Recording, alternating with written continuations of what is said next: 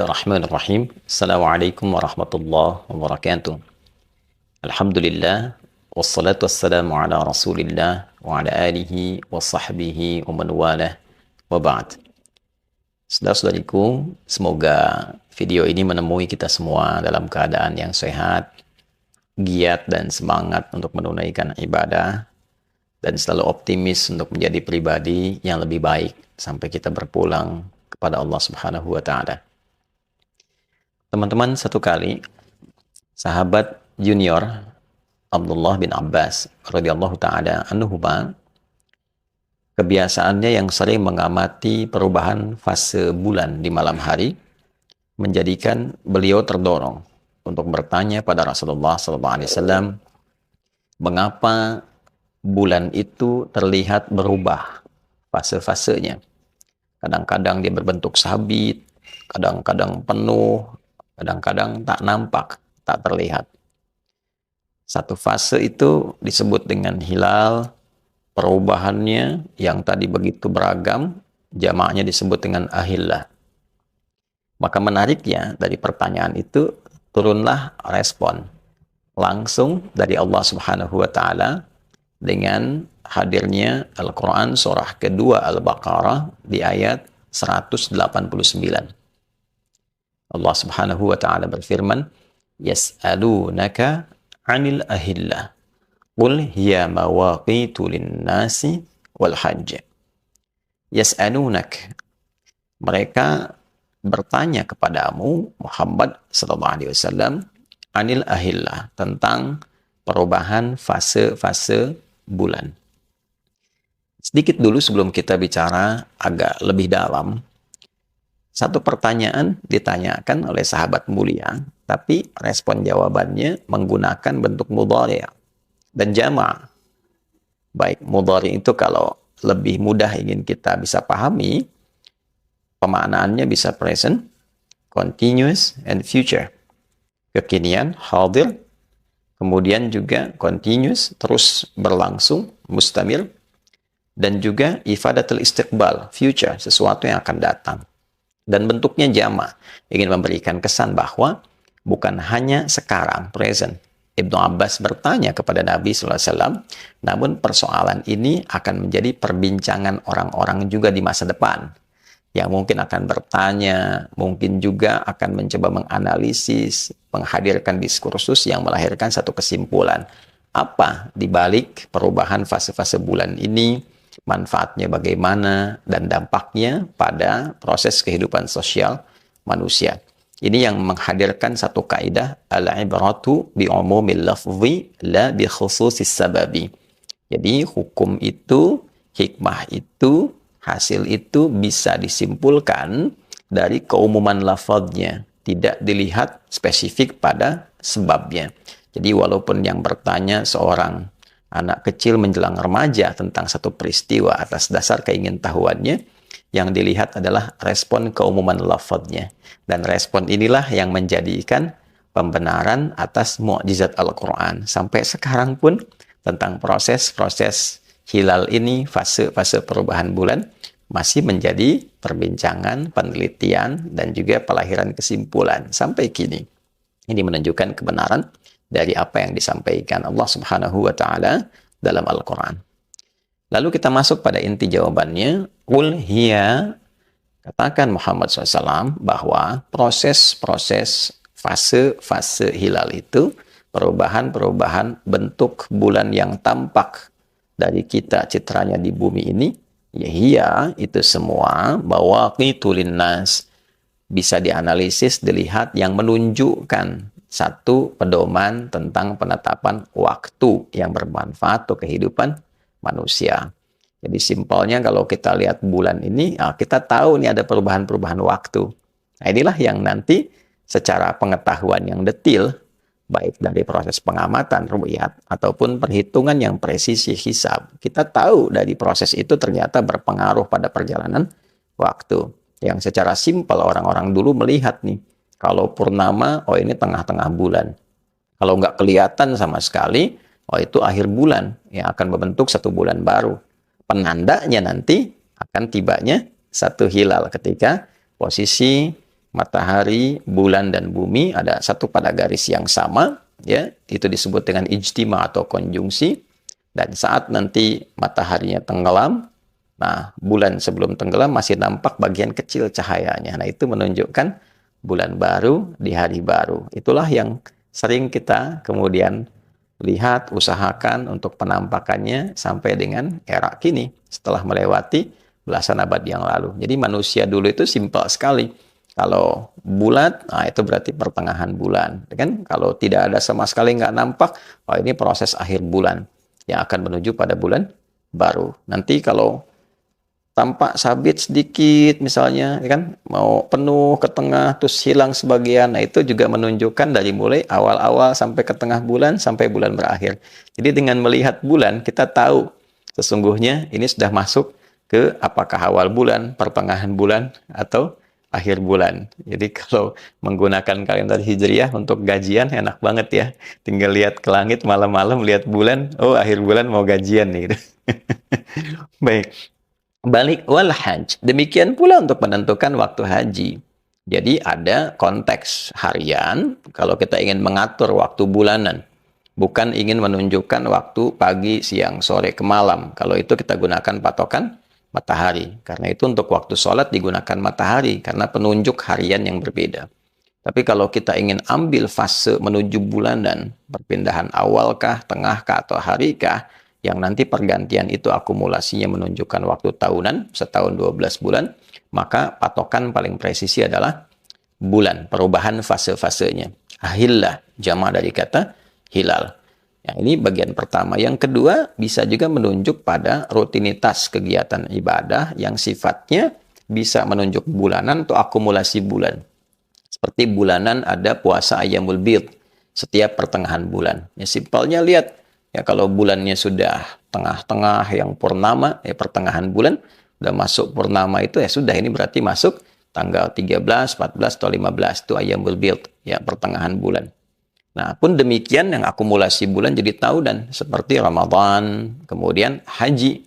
Ya, karena itu di situ dimasukkan satu bagian untuk menunjukkan satu rumusan sinekdok pas prototo. Sebagian menunjuk pada keseluruhan. Dzikrul ba'di yuradu bihil kullu.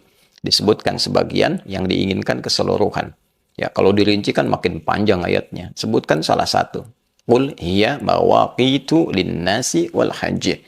Ya, katakan Muhammad bahwa analisis terhadap fase-fase perubahan bulan itu, hilal itu memberikan dampak pengetahuan pada satu perubahan-perubahan waktu yang bermanfaat bagi kehidupan sosial manusia, sekaligus penunjuk juga tentang waktu-waktu ritual ibadah pada fase-fase bulanan atau akumulasi menjadi tahunan. Nah, itulah yang menjadikan agama ini menjadi simpel, ringan, mudah dilakukan, termasuk sebagai tanda mukjizat dari Al-Quran, bahwa Islam ini tidak terpisah dengan nilai-nilai pengetahuan. Justru agama ini kebenarannya dikuatkan oleh riset pengetahuan. Itu poinnya. Nah, dalam rangka menetapkan dan menganalisis itu, maka masyarakat terdahulu yang hidupnya simpel, ya sangat sederhana karena teknologinya juga terbatas pada waktu itu, maka yang digunakan adalah proses penglihatan, namanya ru'yat. Nah, jadi simpelnya, kalau purnama, oh tengah bulan. Kalau bulan nggak kelihatan sama sekali, nah itu sudah pasti akhir bulan. Sudah pasti itu, kalau di penanggalan ya 29, ya kan? Nah, tanggal hijriyah berdasarkan perjalanan fase bulan tadi, itu disebut dengan Qomariyah itu kan simpelnya hanya usia 29 atau 30. Di 29 ini pasti terjadi konjungsi. Ya kan? Konjungsi itu ijtima, posisi matahari, bulan, dan bumi berada dalam satu garis. Sehingga kalau ngelihat dari horizon, dari ufuk itu, ya itu nanti kelihatannya unik. Ya, unik kita lihat dari bumi, ada satu garis, begitu matahari yang mau tenggelam, nanti kita tinggal lihat aja. Apakah bulannya ada sebagian masih bertahan, belum tenggelam juga, gitu kan, untuk menjelang malam. Nah, ini kalau fase itu terjadi, nah terjadinya tanggal 29. Di tanggal 29 ini nanti akan dilihat kan proses berakhirnya di maghrib. Ya, maghrib. Jadi kalau kita mau belah itu sederhana. Kalau matahari terbit itu sudah masuk ke fase mulai mau pagi, matahari tenggelam, nah berarti mulai masuk fase mau malam. Di hal yang sederhana ini sangat simpel sekali. Waktu dibagi dua, siang dan malam, lail dan nahar. ya kan? Pembuka untuk malamnya dari matahari tenggelam sampai ke atas gelap gitu kan. Nanti pembuka untuk pagi ke siangnya dari mulai matahari terbit. Nah, saat matahari tenggelam ini artinya sudah mau masuk kepada waktu yang baru di malam hari. Jadi, ketika itu terjadi posisi konjungsi ijtima, ini menunjukkan tanggal akhir dari satu bulan, tanggal 29. Nah, hanya nanti problemnya ini ijtimanya terjadinya apakah sebelum maghrib atau setelah maghrib, ya kan? Nah, terus posisi bulannya ada di mana saat dalam posisi konjungsi ini? Bulannya nanti posisinya ada di mana? Apakah masih di bawah garis ufuk, di bawah horizon, ya, atau dia di atas horizon? Nah, ini menjadi penting. Ya, kalau kita nanti bisa gambarkan, atau teman-teman bisa lihat deh simulasi-simulasi yang ada gitu ya. Misalnya di teman-teman yang bikin, baik sekarang bisa dilihat di YouTube animasinya misalnya, ataukah misalnya di web tertentu, itu sekarang sudah banyak teknologi yang memudahkan pemahaman kita. Nah, artinya setiap tanggal 29 itu bulan nggak kelihatan. Ya, karena tertutup dari situ teman-teman sekalian, cahaya mataharinya karena membelakangi ke bumi itu nggak kelihatan, seperti persis kayak gerhana lah gitu kan. Simpelnya itu. Jadi konjungsi terjadi, bulan nggak nampak, ya, karena kan bulan nggak punya cahaya, dia hanya memantulkan dari matahari. Karena tertutup kondisi begini, kelihatan dari kita dari sini, dari bumi. Nah, tinggal dilihat. Yang paling enak itu kan ngelihatnya kayak di pantai, gitu kan? Kan ngelihat sunset kan lebih jelas gitu. Ketika turun maka cahayanya lebih mudah. Karena itu orang-orang yang melihat, yang ru'yat tuh banyak di dekat-dekat pantai atau tempat-tempat tinggi misalnya, yang mudah untuk mengamati itu kayak di gunung misalnya atau bukit atau gedung-gedung tertinggi yang bisa dijangkau.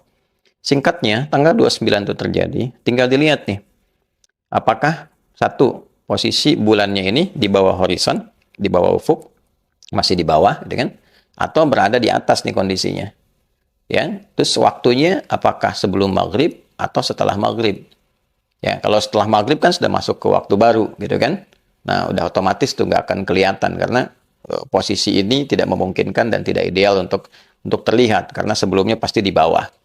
Nah, kalau terjadi tanggal 29, teman-teman sekalian, begitu mataharinya tenggelam di barat itu, ya, kemudian tiba si bulannya masih di bawah ufuk, ya, hilal ini masih di bawah ufuk, maka ini dipastikan tidak akan terlihat, ya. Kemudian juga secara hitungan hisab ini di bawah 0 tidak mungkin sudah masuk kepada fase yang baru, maka dipastikan akan digenapkan. Simpelnya begitu. Kalau ru'yat tuh nggak pakai hitungan, pokoknya dilihat. Kalau nggak kelihatan, sudah selesai. Digenapkan bilangannya jadi 30 hari di waktu itu. Misalnya sekarang Dzulqia'dah nih, nggak kelihatan nih hilalnya, sudah.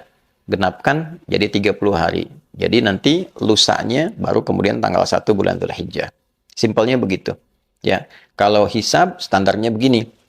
Dia kalau di atas 0 derajat, ini garis horizon, ufuk nih. Terus matahari tenggelam di barat, gitu kan? Kemudian bulan kan baru mau terbit nih. Ya, tapi dalam terbitnya kan dia ikut turun juga tuh. Ya, baru nanti malamnya dia naik.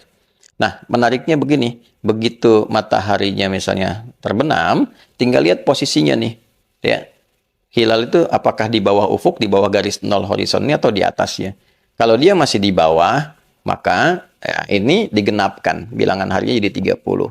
Kalau dia secara hitungan terlihat sudah di atas, secara hitungan diketahui, walaupun tingginya misalnya 1 derajat, 2 derajat, tuh kan?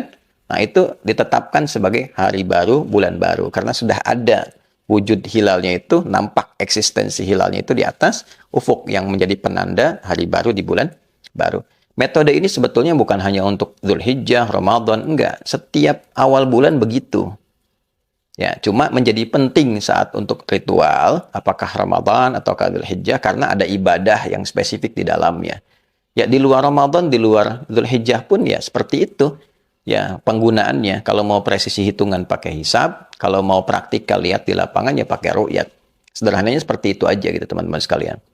Nah, sekarang dalam konteks ini, penerapan di Idul Adha juga sebelumnya Ramadan dan juga Idul Fitri, ya, Ramadan, Idul Fitri, kemudian Dzulhijjah untuk mengetahui untuk 10 Dzulhijjah dan seterusnya, juga bagi yang haji untuk wukuf di Arafahnya, maka dua pendekatan ini tetap dilakukan karena dua ini memang metode yang digunakan, baik ru'yat ataupun hisab. Ini dulu yang penting kita ketahui. Yang kedua, setelah paham tentang ru'yat dan hisab, adalah tentang zona. Matla' kalau dalam bahasa Arab. Ada di zonanya di wilayah mana nih? Apakah dalam satu wilayah yang saat terbit matahari, terbenam matahari, ya, demikian juga hilalnya dan perubahannya, mencakup dalam wilayah itu satu keadaan waktu yang sama. Nggak beda jauh. Nah, itu namanya satu matla'. Ya kan? Satu zona. Ya, misal kayak di Indonesia, ya, antara Jawa Barat misalnya, Jawa Tengah, terus diambil satu kesatuan menjadi NKRI dari mulai Sabang sampai Merauke, dari Aceh sampai Papua, dijadikan dalam satu wilayah, dalam satu zona gitu kan, diambil, walaupun mungkin nanti ada perbedaan waktu ke 1 jam ataupun ke 2 jam, tapi karena dipandang nggak terlalu signifikan wilayah ini, walaupun beda waktu sholatnya misalnya juga ada perbedaan karena beda wilayah, tapi nggak terlalu signifikan, maka disebutnya satu matla, ya kan? Nah, Saudi misalnya satu Saudi gitu kan, terus tetangganya yang dekat-dekat yang nggak terlampau jauh, nah itu bisa masuk dalam satu wilayah mutlak. Nah, ada lagi yang berbeda, agak jauh nih. Ya, misalnya taruhlah kita ambil ekstrimnya kan antara misalnya Saudi dengan Jepang, Saudi dengan ke Indonesia sudah 4 jam beda waktunya. Apalagi kalau ke Amerika tariknya dan seterusnya, perbedaan waktunya akan terasa sangat signifikan. Apalagi ke daerah-daerah yang lebih jauh lagi gitu kan. Bisa jadi di Saudinya malam, di tempat yang lain siang gitu kan. Nah, itu sudah beda zonanya, beda waktunya. Nah, dalam kondisi itu pernah terjadi di era kekhalifahan Muawiyah bin Abi Sufyan, yang mufti di Madinahnya itu adalah Ibnu Abbas radhiyallahu taala anhuma. Sedangkan khalifahnya ada di Syam, ya, di Damaskus, di wilayah Syria sekarang.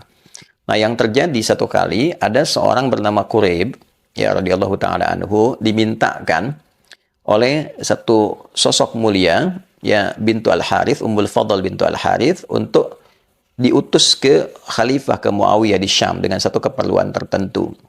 Dan utusan itu ketika tiba, kemudian akan juga hadir di situ, ya, itu mendekati Ramadan, ke awal Ramadan. Lalu nampaklah hilal dalam ru'yat itu di malam Jumat. Ya, maka tinggal sementara sampai kemudian pulang. Begitu pulang sampai Madinah itu tibanya mendekati akhir Ramadan. Ya, kan diketahui nggak ada seperti sekarang kendaraannya, ya. Kalau tidak kemudian menggunakan unta atau kuda atau bahkan jalan dalam beberapa fasenya. Begitu tiba bertemulah dengan Ibnu Abbas radhiyallahu taala anhuma. Maka ada dialog antara Quraib dengan Ibnu Abbas radhiyallahu taala anhuma. Di antara dialognya adalah pertanyaan tentang kapan dimulainya puasa di Syam itu. Ternyata disampaikan kami puasanya malam Jumat. Udah ada hilal. Jadi Jumatnya sudah puasa. Kan malam Jumat itu nampak hilalnya di wilayah Syam. Kata Ibnu Abbas, kalau di sini ini belum nampak. Ya, baru nampak pada kami itu di malam Sabtu. Jadi kami puasanya adalah hari Sabtu. Jadi kalau di Syam 29 hari, kalau di wilayah Madinah itu 30 hari. Jadi ketika ditanya oleh Quraisy bagaimana, ya kan ini khalifahnya ada di Syam, terus menetapkan, sementara yang di Madinah itu muftinya Ibnu Abbas menetapkan yang berbeda. Maka Ibnu Abbas menjawab, demikianlah ya kami diajarkan oleh Rasulullah SAW. Artinya ini menunjuk adanya tentang perbedaan zona, ya, perbedaan matla, ikhtilaful matla, ya, perbedaan wilayah-wilayah yang memungkinkan terjadinya perbedaan waktu sehingga berdampak pada perbedaan munculnya hilal. Nah, ini sejak dulu itu sudah ada, ya. Ini penting sekali untuk diketahui. Nah, kemudian teman-teman sekalian, Nabi SAW mengisyaratkan dalam salah satu hadisnya bahwa untuk menetapkan waktu terjadi itu as-shaumu yauma tasumun. Ini hadisnya sangat viral sekali di kutub-kutub sahih kita bisa temukan. Puasa itu pada hari orang-orang tempat kalian berpuasa. Al-fitru yauma tuftirun, sedangkan Idul Fitri itu pada hari kalian menetapkan itu di tempat-tempat kalian itu beridul fitri. Wal adha yauma tudahhun, dan Idul Adha pun berlangsung pada hari orang-orang melakukan penyembelihan, ya, di waktu duha itu, ya, saat waktu itu muncul. Nah, ini memberikan kesan bahwa ya patokan-patokan yang terjadi untuk penetapan Ramadan, Idul Fitri, termasuk juga Idul Adha adalah kembali ke wilayah matlanya masing-masing. Kapan orang-orang di situ untuk menetapkannya, untuk melihatnya. Nah, kita tarik kemudian ke kasus haji saat ini. Teman-teman harus bedakan antara orang berhaji dengan orang yang tidak berhaji. Oke? Kemudian yang kedua, dari segi waktu pelaksanaan, baik itu yang berhaji di sana atau ibadah yang bukan haji, yang berlangsung di luar wilayah-wilayah orang haji. Oke, langsung kita praktekkan. Teman-teman yang berhaji tentu konsentrasinya ada di Mekah, mulai wukuf, kemudian juga Armina, Arafah, kemudian Muzdalifah dengan Mina, ya kan, keadaan di sananya disempurnakan sampai dengan tuntas. Singkatnya, matlaknya Mekah. Baik ya. Kemudian manasiknya, runtutan-runtutan ibadahnya dimulai dari sejak wukuf tanggal 9. Kalau mau tarwiyah dari tanggal 8, wukuf tanggal 9, bergerak ke Muzdalifah gitu kan, sampai nanti awal tanggal 10 baru dia ke Jamarat, lontar kan, mau tawaf ifadah dulu ataukah setelah itu dia istirahat dulu, diakhirkan itu kembali nanti dia ke Mina untuk mabit dan lontar. Nafar awal dia 2 hari, ya kan? Kalau dia ngambil nafar akhir, maka selesaikan dalam hitungan 3 hari. Itu secara singkatnya. Tapi wilayahnya adalah Mekah. Kegiatannya apa? Haji. Yang tidak berhaji, tidak dia misalnya berada di wilayah itu. Kalau ada di wilayah itu, ya waktunya ikut di sana. Ini yang tidak haji. Maka yang dia kerjakan apa? Dia ada amalan-amalan lain. Seperti dianjurkan untuk berpuasa. Misalnya tanggal 1 sampai tanggal 9 atau tanggal 9 saja ya, untuk satu momentum yang tinggi nilainya dalam pengguguran dosa. Ada kurban yang implementasinya pada penyembelihan hewan, di sana melontar, di sini menyembelih hewan, kan? Ada Idul Adha yang bisa dilakukan dengan sama-sama sholat, kemudian mendengarkan khutbah atau juga berkhutbah bagi khatib dan menikmati hari tasyrik. Ya, di situ untuk merenung sekaligus menikmati daging kurban dan seterusnya. Nah, di luar konteks yang berhaji. Artinya Allah berikan kenyamanan sama-sama ibadah. Nah, hanya sekarang persoalannya yang haji menunaikannya, di matla'nya dia berhaji, dan yang tidak berhaji ada 2 kondisi. Satu matla' di wilayah itu, atau beda matla', beda zona. Kan? Yang dengan beda zona itu niscaya juga boleh jadi waktunya bisa berbeda. Nanti kita akan lihat. Nah, maka bagi yang ada di wilayah Mekah dan sekitarannya, atau satu zona, yang berhaji otomatis ikut waktunya. Pemerintah Saudi tetapkan misalnya hari Jumat tanggal 1 ya tanggal 1. Oke, Jumatnya tanggal 1 mulai, kemudian wukufnya hari Sabtu ini, gitu kan? Kemudian tanggal 10-nya masuk pada tanggal 10. Yang haji bergerak ke Muzdalifah, kemudian juga dari situ mabit sebentar lalu lontar jumrah ke Jamarat. Yang tidak berhaji maka dia bergerak ke tempat-tempat tertentu di lapang atau di masjid untuk menunaikan salat beradha. Ya, hari Jumatnya ya teman-teman sekalian udah masuk tanggal 1 dulu ya, sekarang tanggal Sabtunya tanggal 9-nya waktu Saudi ya, waktu Saudi, maka yang tidak berhaji dia bisa puasa. Ya, puasa bertepatan dengan tanggal 9. Yang tanggal 9 ini yang haji wukuf, gitu kan? Yang tidak berhaji di wilayah matla itu menunaikan puasa. Lalu bagaimana dengan yang zonanya berbeda? Ya, seperti Indonesia misalnya. Yuk kita lihat. Ini kan beda 4 jam ya. Konsekuensi 4 jam ini artinya itu ada perbedaan, kita lebih cepat 4 jam. Gini, melogikakan yang mudah untuk dipahaminya. Saat di kita itu misal jam 7 malam, maka di Saudi jam 3 sore karena bedanya 4 jam. Saat di kita setengah 8, maka di sana jam 3:04. Oke? Kita jam 7 setengah 8 sudah Isya. Setengah 8 malah beres Isya. Di sana baru masuk asar. Ya kan? Bahkan belum tentu juga asar masuk, mendekati ke asar gitu kan. Nah, kalau sekarang begini, kalau patokan masih ingat tadi teman-teman bahwa hilal itu nampak ya setelah kan matahari terbenam di waktu maghrib. Oke, pada tanggal 29. Baik, nah sekarang yang terjadi teman-teman sekalian, Indonesia ini kan lebih cepat, ya kan? Di Kamis itu malam Jumat, ijtima'nya terjadi kurang lebih jam 19:29, ya kan? Malam, ba'da Isya berarti 19:29. Nah, posisi hilalnya itu teman-teman, ketika itu di waktu maghrib itu masih di bawah ufuk, masih -3 derajat, masih di bawah ufuk. Ya, jadi ketika ijtima terjadi itu sudah mataharinya tenggelam, sudah malam, dan dalam maghrib hilal masih di bawah ufuk. Ya, 3 derajat minus di bawah ufuk. Ya, di bawah ufuk -3 derajat. Otomatis nggak akan kelihatan, yang ru'yat juga nggak akan kelihatan, yang hisab juga menetapkan belum muncul, belum di atas ufuk, dan ijtimanya baru terjadi ba'da Isya. Otomatis rumusnya gampang, genapkan Jumatnya adalah hari ke-30. Nggak mungkin ditetapkan tanggal 1. Ya mustahil karena memang masih di bawah ufuk. Kalau tetapkan tanggal 1 salah penanggalan kita di Indonesia. Ya, jadi berpengaruh nanti ke penanggalan dan keliru ya dalam prakteknya. Maka harus konsisten dengan matlanya, tanggal 1-nya lusanya, hari Sabtu baru tanggal 1. Tapi di Saudi ketika Indonesia malam, Saudi masih sore. Matahari belum terbenam wilayah Saudi. Karena itu, ijtima yang terjadi di Indonesia jam setengah 8, di Saudi setengah 4. Jadi ketika bergerak ke arah maghrib gitu kan, nah matahari tenggelam, hilalnya kan juga otomatisnya nggak sama dengan Indonesia, dia naik kan, gitu. Jadi posisinya nggak di bawah lagi, sudah ada di atas ufuk. Jadi ketinggiannya kurang lebih sudah 1 derajat 11 menit, gitu. Otomatis ketika itu sudah ada di atas ufuk, potensi kelihatannya ada. Karena itulah ketika malam Jumat itu muncul di waktu maghribnya sebelum perpindahan itu matahari tenggelam, ada yang melihat hilal. Ya, karena kenapa? Pergerakan Saudi lebih lambat dari Indonesia. Jadi kesimpulannya jangan begini, kok Indonesia lebih cepat kok mulainya lebih lambat dari Saudi. Bukan, cara membacanya karena kita lebih cepat, konjungsinya terjadinya malam, sementara di maghrib masih di bawah ufuk. Di Saudi masih sore, siang menuju sore. Ya, saat konjungsi terjadi. Jadi begitu maghrib itu masuk waktunya, Saudi hilalnya tampak, di kita sudah lewat karena beda 4 jam tadi itu. Itulah yang menjadikan kenapa Saudi lebih duluan tanggal 1-nya hari Jumat sementara di kita hari Sabtu. Nah, inilah yang menjadikan kemudian karena zonanya berbeda, waktunya tidak sama. Inilah yang menjadikan ketetapan baik dengan ru'yat ataupun hisab di tempat kita itu dua-duanya akan kompak sama. Ya, menetapkan hari Sabtunya tanggal 1, maka tanggal 9-nya jatuhnya di hari Ahad, esok hari. Nah, tanggal 10 Dzulhijjahnya jatuhnya di hari Senin. Jadi tidak ada masalah kalau Saudi misalnya menetapkan wukufnya di hari Sabtu, kemudian Idul Adha hari Ahad, karena memang matlaknya, zonanya ada di wilayah itu. Dan haji ikut waktunya waktu Saudi, untuk yang haji. Ya kan? Jadi di Arafah ikutnya ke situ.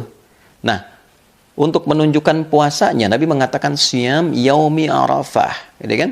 Puasa di saat waktu orang wukuf di Arafah. Waktunya kapan? Tanggal 9. Yaum Arafah. Yaum itu kan menunjuk waktunya. Tanggal 9-nya. Makanya Nabi tidak mengatakan siam wukuf Arafah. Ya, kalau sudah menggunakan wukuf ya selesai masalahnya. Tapi ketika menggunakan waktu, artinya tanggal berapa sih orang wukuf? Tanggal 9. Maka bagi orang wukuf dan yang satu matla di wilayah Saudi, ikuti ketentuan Saudi kapan tanggalnya. Bagi kita yang memang tidak haji dan zonanya berbeda dan tidak menunaikan haji, maka yang kita ikuti adalah penanggalan wilayah setempat. Ya kan? Nah, pemerintah tetapkan kapan nih? Hukmul hakim yarfa'ul khilaf. Kalau sudah pemerintah tetapkan, sudah perbedaan-perbedaan selesai. Nah, kemudian sekarang kompak juga, alhamdulillah. Baik ormas ataupun juga pemerintah satu tempat. Sebetulnya bukan karena pemerintah atau ormas, metodologinya apakah ru'yat atau hisab. Nah, dua-duanya baik ru'yat atau hisab di Indonesia sama, menunjukkan waktu yang sama.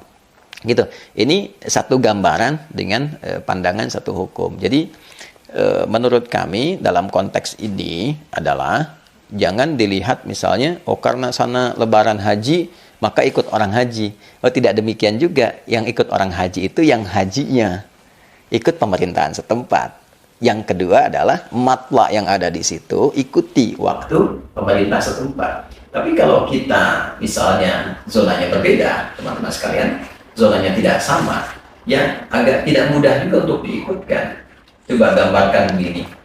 Ambil wilayah yang sangat ekstrim ya, ketika Saudi siang, misalnya tempat lain malam. Bagaimana kalau terjadi tiba-tiba, mohon maaf ya, tanggal 9 di Saudinya itu baru pagi, daerah lain sudah malam. Kan nggak dapat juga waktunya, karena tidak sama. Ya kita aja kan 4 jam, ya kan?